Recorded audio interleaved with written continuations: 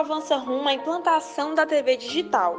O novo sistema permite mais interatividade com o telespectador do que a TV analógica. E para entender um pouco mais essa transição, o Mundo Unifor de hoje irá conversar com Mauro Oliveira, doutor em informática e responsável pelo Sistema Brasileiro de TV Digital. Olá, Mauro, obrigada pela sua presença. Começa falando para a gente um pouquinho a história da TV analógica. Antes, porém, Bernadette, se você me permitir, eu queria dizer do prazer enorme de estar aqui. Bom, a TV analógica, eu ia propor primeiro explicar a diferença de analógico para digital, né? Eu acho que talvez a melhor símbolo para representar a diferença entre as duas tecnologias é no carro da gente.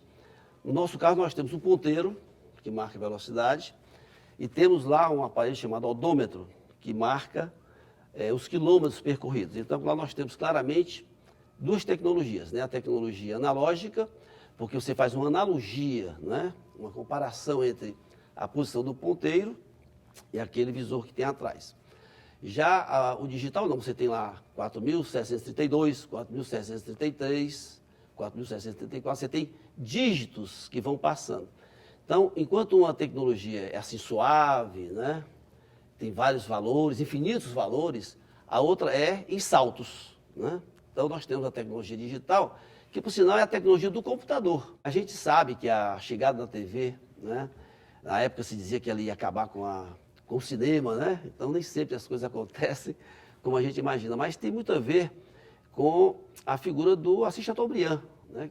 O império que foi criado com os diários associados à época e que remonta, né? Que foi ele que trouxe a TV para o Brasil, né? Exatamente. Eu diria que a história da TV brasileira está ligada ao nome dele, né? E eu cheguei a pegar a TV preto e branca, né? A gente recebia qualquer coisa que a gente queria assistir do Sul vinha através dos videotapes. Então eu peguei a transição da TV analógica preto e branco para a TV analógica a cores, né? Bom, fala um pouquinho para a gente como é que está esse momento de transição. As pessoas estão aceitando bem essa mudança do analógico para o digital? Bom, a questão do digital, ela é inevitável, né? A tecnologia digital está presente hoje na vida de todo mundo. Eu até costumo dizer que, para os meus alunos, que se um marciano olhar de longe e for definir um terráqueo, ele vai dizer, tem dois braços, a cabeça, duas pernas e está segurando alguma coisa retangular, né? Porque é impressionante como entrou no cotidiano, né, das pessoas a questão do celular, do smartphone.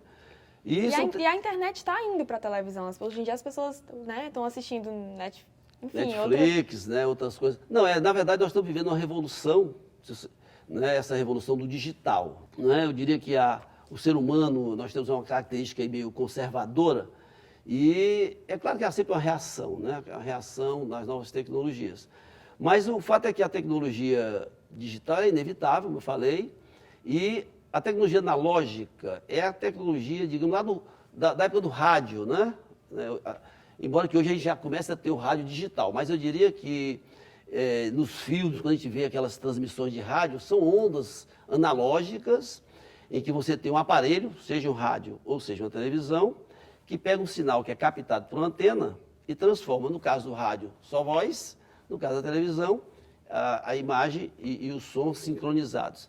E já a tecnologia digital, hoje a gente já associa a telas mais modernas, né, os LCDs, essas telas que tem por aí. Há uma mudança drástica de tecnologia. Por exemplo, eu falava há pouco, nós tivemos a TV preto e branco, que passou para a TV a cores, né, mesmo no espectro analógico. Aí não, foi uma evolução de tecnologia. Eu saía do preto e branco, né, monocromático, para cores. Agora não, você tem uma quebra. A tecnologia da TV digital, ela é completamente diferente da tecnologia da TV analógica. Né? Apesar da modernidade, o sinal muda, como é que tem alguma diferença? Há uma diferença, primeiro, na transmissão do sinal. Se antes você tinha uma antena transmitindo o sinal analógico, né, da história do ponteiro, você agora tem um outro tipo de sinal sendo transmitido, né? Então, em breve, não teremos mais o sinal analógico. Isso vai acabar. Na maioria das capitais, das principais cidades brasileiras, já foi desligado o transmissor de sinais analógicos e o que resta é o sinal digital. Nós estamos aqui em Fortaleza vivendo essa transição. O fato é que, ainda no caso de Fortaleza, nós temos quem tem TV digital recebe o sinal digital, quem tem TV analógica recebe o sinal analógico, mas por pouco tempo. O sinal analógico, por lei, né, vai ser desligado, e isso requer uma série de procedimentos, porque nós temos hoje no Brasil em torno, pasme, mais de 50 milhões de aparelhos antigos, né? Naturalmente as pessoas no poder aquisitivo, né, menor, e nem todo mundo comprou uma TV digital, né? Então nós temos um parque ainda muito grande de TVs analógicas. Tá, mas se a gente pensar na programação das TVs, por exemplo, num jogo de futebol, o sinal muda? Excelente pergunta, porque me permite contar uma historinha que eu conto para os meus alunos. Se numa casa você tiver uma turma na sala assistindo o jogo, né? Por exemplo, Ferrinho e Ceará na decisão do Campeonato Cearense, né? E a turma está lá assistindo, eu nem me lembro mais do resultado, mas vamos supor que o Ferrinho tenha ganho de 1-0, né? E na outra sala você tenha a TV digital. Então vai acontecer uma coisa engraçada. Eu pergunto aos meus alunos, onde é que o gol chega primeiro, né? Na TV analógica ou na TV digital? E aí eu pergunto para você, onde é que o gol chega primeiro? Arrisca lá, vamos lá. Você acha que chega onde? Não sei. Não sabe. Na TV digital, talvez. Pois é, o que os meus alunos dizem sempre, né? Então, mas na verdade chega na analógica, porque o processo na analógica é um processo de transformação. É mesmo? Chega no... O sinal que é captado pela antena, em ambos os casos, né? No caso da analógica, ele é transformado em imagem e em som de uma forma, digamos assim, direta, sem nenhuma demora, sem nenhum processo, aliás, com alguma demora, mas sem nenhum processamento. Na TV digital, não. Eu dizia há pouco, você deve estar lembrado, que a TV digital é um computador. Ele tem os elementos básicos de um computador, do meu smartphone, do meu notebook. Então, nesse caso, aquele sinal, diferente do analógico, que passa direto, ele então, entra num processo de decodificação, transformação, que é o funcionamento típico de um computador, né? Que tem lá uma CPU, todo mundo sabe dessa história, tem uma CPU, uma memória. Então, o processo em que você vai obter a imagem e o som na TV digital, ele é idêntico ao de um computador. Por isso que eu digo que, no caso da TV analógica para digital, é uma quebra de paradigma, uma quebra completa de tecnologia. E aí você tem essa diferença, porque não causa, né? Não é por causa de 3 segundos que você vai deixar de comemorar o gol do Ferrinho. Você sabe explicar para a gente o que as pessoas precisam para obter o sinal em HD? Não, observa só, antes de falar do HD, se você me permite, que é o High Definition, né? Eu queria primeiro dizer o seguinte, talvez uma pergunta que anteceda essa, o que vai acontecer quando a gente desligar o sinal analógico e nós tivermos somente o sinal digital para aquelas pessoas que o aparelho é analógico, né? Ok? Então vamos lá, essa pergunta que me parece mais básica, ela, na verdade, tem algo a ver com o seguinte, existe um aparelho, né? A TV analógica ela só funciona do jeito que funcionava, ela não vai deixar de funcionar porque o sinal está chegando de uma forma ou de outra.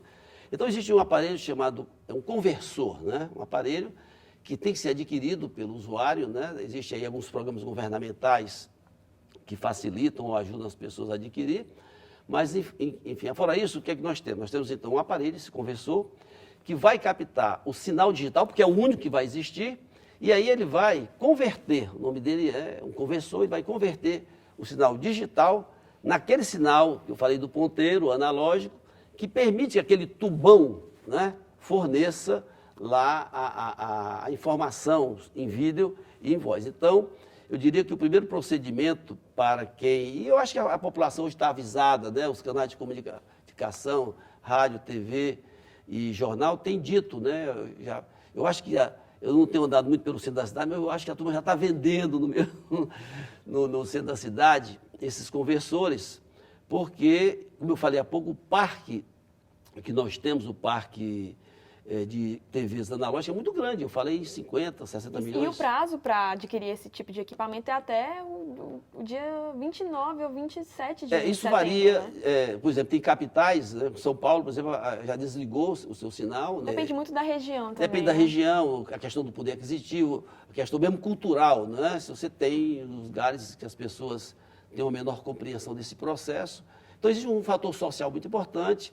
Pode acontecer que nesse dia 20, quando você falou para mim, 27, né? Pode ser até que seja adiado, porque vai que haja uma constatação que eu tenho aí, digamos, sei lá, 10 milhões de pessoas que ainda não adquiriram. Não adquiriram. Né? Então, a gente sabe que a TV hoje, ela ainda é, apesar da ameaça, né, que os smartphones estão fazendo às TVs, né, mas a TV ainda é um elemento que faz parte da cultura brasileira, né? Isso há muito, desde a época do Chateaubriand, né? Tem esta transição. Está no dia a dia, né, das pessoas. É bom que se diga, né? Não se pode faltar com a verdade de que já tem jovens hoje que não assistem mais a TV, porque nós temos aí plataformas que estão no celular, né? Mas tem uma coisa que as operadoras, né? As operadoras, elas não contavam. Há 10 anos nós não tínhamos o smartphone como tem hoje e as operadoras, elas não sabiam da ameaça que os smartphones com a internet iriam trazer para elas, né? Porque de repente, por exemplo, aqui nós estamos no processo de produção de um documento, né? Que é unidirecional e eventualmente eu posso ter até uma interlocução, se o programa for ao vivo. Aliás, a TV digital brasileira, né, que é um dos 4 modelos existentes no mundo, ela tinha no seu nascedor, eu tive o prazer, enquanto secretário nacional de telecomunicações, em 2003, 2004, aliás, 2004, 2005, a gente tinha um sonho, teve um sonho que não deu certo, né? Em 2003, nós tínhamos a TV como um elemento de inclusão digital. Como a TV está presente em todos os lares, a ideia é que essa TV digital, né, seja com o decodificador ou sem o decodificador, ela pudesse ser um elemento de acesso às camadas menos favorecidas para os serviços digitais. Né?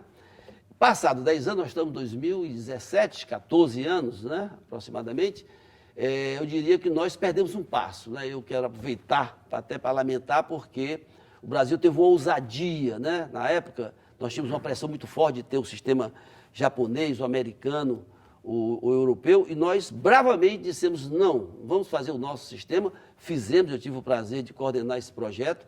O Ceará teve uma participação importante, a Unifor teve aqui uma participação muito importante nesse processo, mas, infelizmente, a parte tecnológica está acontecendo, mas a parte social... O que você acha que desandou nesse processo? Não, claramente, o que eu vou dizer não há nenhuma novidade, talvez as pessoas não tenham muita coragem de dizer, mas claramente nós tivemos 2 elementos que impediram que o decreto presidencial 5.820, que dizia, artigo 1, a TV, o modelo brasileiro de TV digital, ele é criado para atender as necessidades sociais do país, que faziam a diferença entre os outros importados. Isso foi boicotado por 2 grandes grupos, né? Os operadores de TV, os grandes conglomerados, né? E os fabricantes. Os fabricantes de ordem econômica, que eles queriam vender e era mais barato fazer sem esse modelo brasileiro, né? Que levou o nome de Ginga. Apesar de ainda terem uns programas sociais de pessoas de baixa renda, vão poder ter direito a esse equipamento. Isso, né? Mas não como nós tínhamos previsto. Nós tínhamos imaginado em 2013, né, que a TV ia ser um elemento interativo, por exemplo. Muitas vezes as pessoas iam atrás da Bolsa Família, chegavam na cidade e não tinha lá, voltava, perdia tempo, perdia... Né, e na época era que vários serviços do governo, serviços sociais, pudessem ser acessados, terem sido acessados através da TV digital. Ela seria, à época, um mecanismo de comunicação que hoje, passado 14 anos, isso já começa a acontecer pelo smartphone. Então, o smartphone passa a ser um elemento de inclusão social, digital do país. É só para dizer que nós perdemos a chance, né, de escrever uma bela página, de ter um sistema social que acabou sendo adotado pela Argentina. Nós gastamos uma grana, 150 milhões à época, a Argentina não gastou nenhum tostão e usou, né, não só a Argentina, como vários países da América Latina, fizeram uso da inteligência brasileira, né, restou, naturalmente, uma contribuição, formação de doutores, formação de recursos humanos, mas para poder haver uma compreensão do público. O que nós estamos vendo hoje tem nada a ver com o sistema brasileiro de TV digital, que foi heroicamente conduzido por vários brasileiros. Nós temos aí, na verdade, a vitória da tecnologia que atende a interesses em especial dos fabricantes, né? Que agora tem novos equipamentos para vender. Mas houve um sonho, né? Aproveito a oportunidade do teu programa e agradecendo a Bernadette, dizer que é uma frustração da academia e que um esforço bonito, fantástico, em que a gente venceu pressões internacionais, né? Nós passamos 10 anos sem ter uma ferramenta de inclusão digital, que é da TV interativa. Era da pessoa olhar para a TV e, além de programas interativos, por exemplo, se você tem lá uma novela, né, e tem o ator principal, de repente você podia muito bem estar interessado em clicar na camisa dele, saber onde é que aquela camisa vendia, por quanto vendia e comprar na hora. Isso aí é um exemplo até banal do uso da interatividade. Mas você podia muito bem ter essa interatividade para outras coisas, para avisos de sei lá, calamidades, né? E a gente percebe que a TV está tentando buscar essa interatividade até para competir com as outras plataformas de comunicação. Pois é, né? Eu diria que os broadcasts atiraram na direção errada, porque se o Brasil tivesse, à época, apostado na inteligência nacional, tivesse ouvido a academia, né, eu diria que a gente teria desenvolvido uma tecnologia, paradoxalmente, né, se na época era uma ameaça, hoje, quem sabe, seria, à luz do teu raciocínio, seria um elemento até de reforço, porque a competição com o smartphone na internet é um negócio extraordinário. Eu falava desse amigo meu hippie, e ele dizia isso por quê? Porque quem tem acesso à internet pode ter uma produção independente. Olha só que quebra de paradigma. Até então, antes da internet, né, dela ser essa coisa hippie, maluca, sem controle, o meio de produção da informação ele era centralizado, ele saía da TV. E hoje a gente sabe aí, né, começa a bombar, qualquer videozinho meu maluco, né, ele bomba e, como eu falei, já tem uma geração que não assiste tanto a televisão. Então, você disse muito bem, quem sabe os broadcasts, né, os operadores estão pagando um preço por não terem, talvez, escutado a academia há 10 anos. Você acha que essa competição entre a televisão e os outros meios de comunicação novos, como os smartphones, você acha que a programação da TV agora, por ir para a era digital, vai mudar? Excelente pergunta, a tua, muito oportuna. Eu diria que não, porque, na verdade, essa tecnologia, ela não muda a qualidade do modelo de negócio.